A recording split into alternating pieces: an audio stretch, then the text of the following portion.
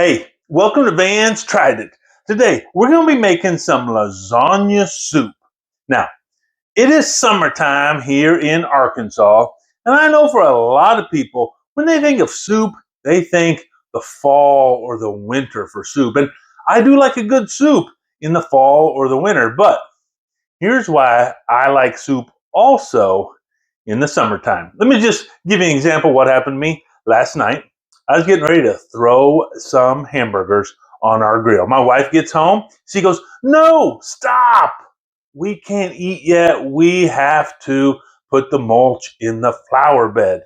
So I turned the grill off, put the burgers in the refrigerator. We spread the mulch, got all that done, did the work, got cleaned up, turned the grill back on, and had our supper. But here's the nice thing. If we'd been having this soup last night, I could have just turned this down below, left it here on the stovetop, or if I didn't want to leave it on the stovetop, I could have turned on my oven to 250 degrees, put the lid on, put that in the oven. It would have stayed warm so that whenever we were ready to eat, it was ready to go. Because a lot of times in the summer, people are in and out and doing different things. And if you have several people in your household, you have people getting home at 5, and then some people get home at 6, and then some people get home at 8.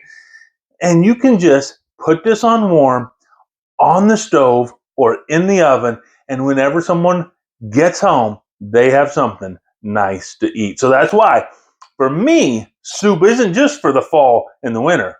It's also for the summer. So let's get started with this lasagna soup. So we're going to start off with our meat. So I have here 1 pound of Italian sausage, which doesn't want to just fall out of the package, of course.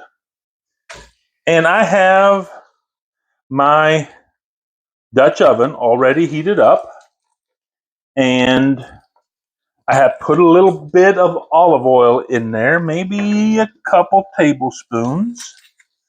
And we're just now going to put our meat in there. Put that over there. Let me get my hands washed off and get some of this meat juice off my hands, and we'll get back to cooking up this meat. All right, so I have a couple devices that I use when I'm browning up meat, and they both work really well. This is just a potato masher. I like to use this. This is actually made to chop up meat while you're browning it. And so I'll use either one interchangeably. Let's just go with this one today. I just put it in there, give it a twist,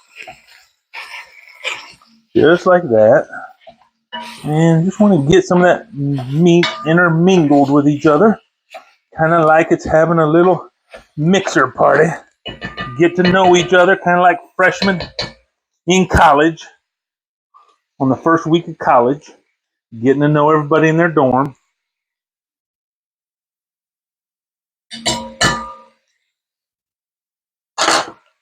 But hey, the great thing about college is you get to college, you meet your roommates, and then there's all these other people show up all over the dorm, all over the campus.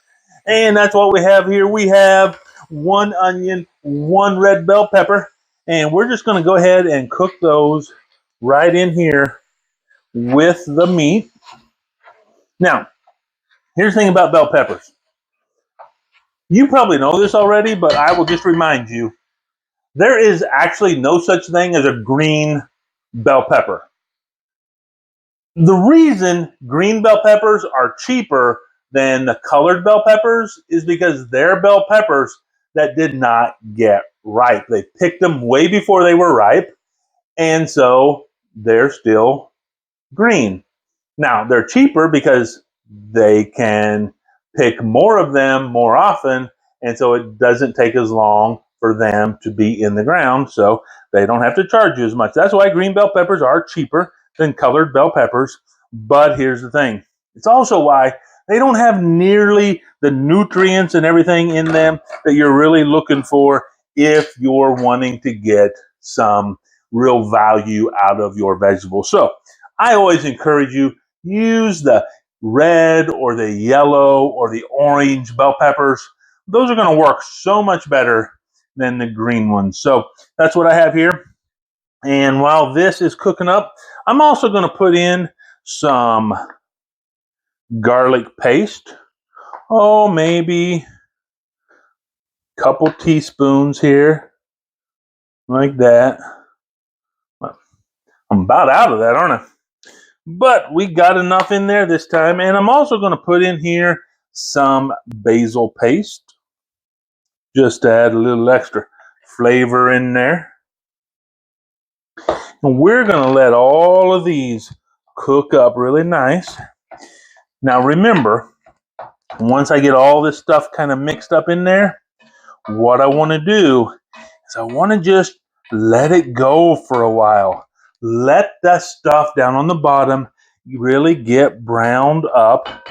And then I can mix it up and let another portion of it get browned up. But if we're always moving it around too much, we're not going to get any of that good caramelization on our meat and on our vegetables. So we're going to brown this up, and we'll get back to you when we're ready to go to the next step. Okay, so we have our meat and our veggies all browned up in here, caramelized, good to go. And now what we're going to do is we're going to take a 28-ounce can of diced tomatoes. Now this is Italian seasoned diced tomatoes.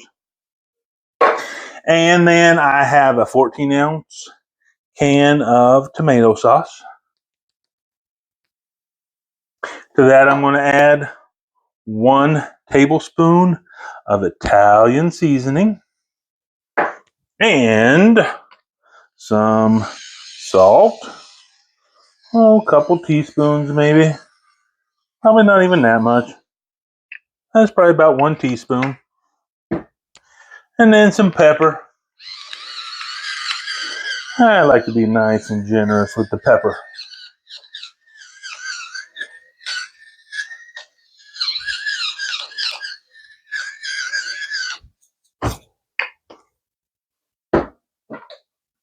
And we just mix this all up in here. I did drain my meat off here, so we got most of the grease out of it. Now, here's the thing. If we just leave this on our stove and let it just simmer on a low, medium-low heat for about 20 minutes, we're going to have a beautiful and delicious bolognese sauce. But I used to call it spaghetti sauce when I was a kid. So you can stop right here. You're just going to have some spaghetti. This is a great recipe for a good spaghetti sauce or bolognese sauce. Bolognese is just a red Italian sauce with meat in it. So we are going to let it simmer just a little bit here. And then we're going to go ahead and put the rest of the stuff in here that's going to make it not a bolognese sauce, but a soup.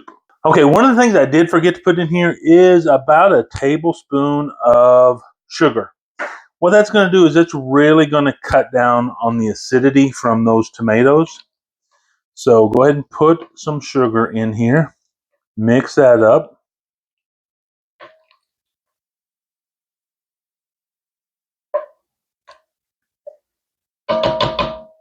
And then we're just going to let this simmer down for a little while and then go to the rest of our ingredients.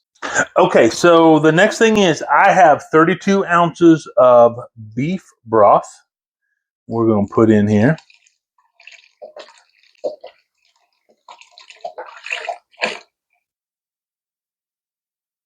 And now what we want to do is we want to let this come to a boil. So I'll get back to you when this has a nice boil on it.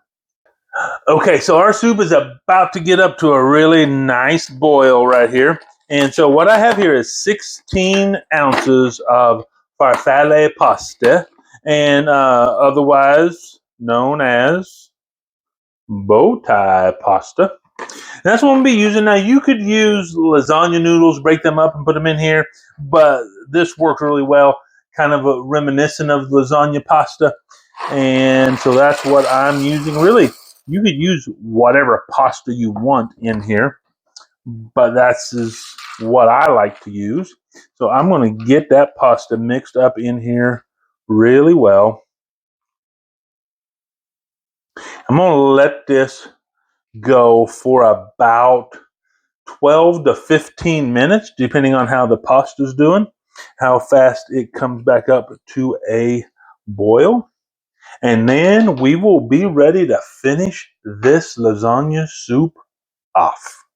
Okay, so our noodles are cooked up and our soup is fully cooked, ready to go. But if we stopped right here, this would just be a pretty tasty Italian soup. But I promised you lasagna soup. So, how do we turn this Italian soup into lasagna soup?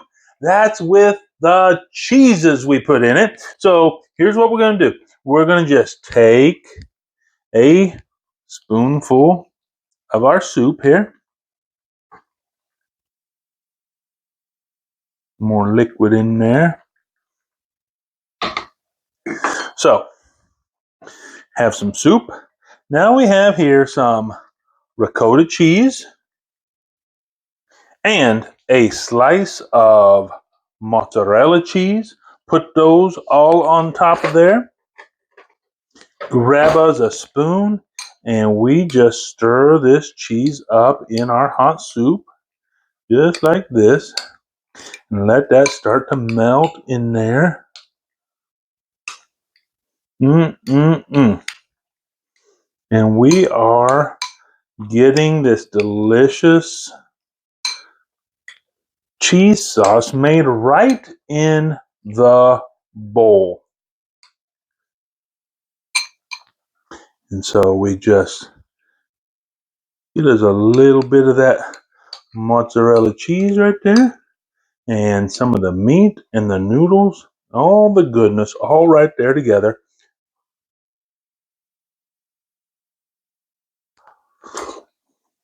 Mm. Okay. I mean, I'm telling you, this is really a soup that hits the spot.